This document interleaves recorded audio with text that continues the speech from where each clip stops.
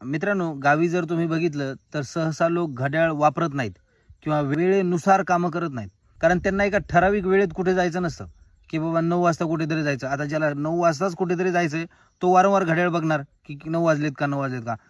पण ज्याला स्वतःच्या मनानुसार शेतात जायचंय, त्याला 9 वाजले काय, 9:15 वाजले काय आणि 9:30 वाजले काय किंवा 8:30ला गेला काय, काही फरक पडत नाही. म्हणून गावातले लोक वारंवार घड्याळ बघत नाहीत किंवा असं किती वाजले बघत नाहीत.